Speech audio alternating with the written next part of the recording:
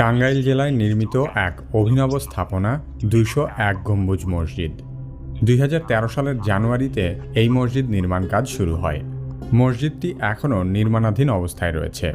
এটিই পৃথিবীর সবচেয়ে বেশি গম্বুজ বিশিষ্ট মসজিদ।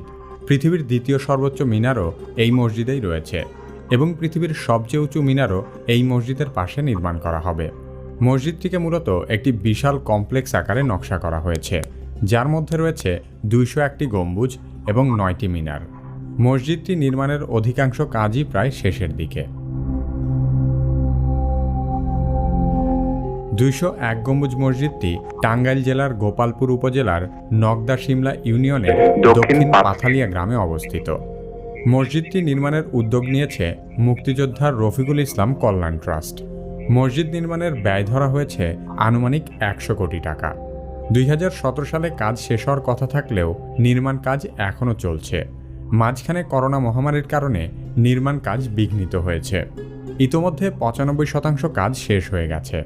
লোকমুখে শোনা যায়, নির্মাণ শেষ হলে পবিত্র কাবা শরীফের ইমাম মসজিদটি উদ্বোধন করবেন। পৃথিবীর কোথাও এত গম্বুজ বিশিষ্ট মসজিদ তৈরি করা হয়নি।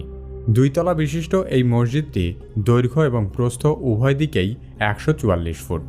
এই মসজিদে প্রায় ১৫,০০০ মুসল্লি নামাজ আদায় করতে পারবেন। মসজিদের ছাদে ৮১ ফুট উচ্চতার একটি বিশাল গম্বুজ রয়েছে। এই বড় গম্বুজের চারপাশে ছোট ছোট ২০০টি গম্বুজ আছে। মূল মসজিদের চার কোণায় রয়েছে ৪টি মিনার। মিনারগুলোর উচ্চতা ১০১ ফুট। এগুলো পৃথিবীর দ্বিতীয় উচ্চতম মিনার বলে দাবি করা হয়েছে। এছাড়াও ৮১ ফুট উচ্চতার আরও ৪টি মিনার রয়েছে। তবে সবচেয়ে উঁচু মিনারটি থাকবে মসজিদের পাশে, যার উচ্চতা হবে ৪৫১ ফুট বা ৫৭ তলা ভবনের সমান।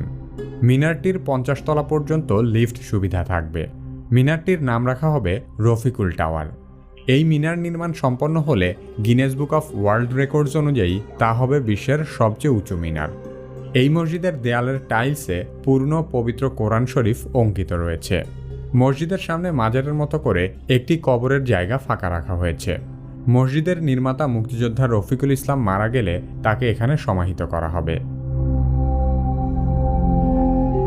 ২০১ গম্বুজ মসজিদ কমপ্লেক্সটি যমুনা নদীর শাখা ঝিনাই নদীর তীরে ১৫ বিঘা জমির উপর গড়ে তোলা হয়েছে।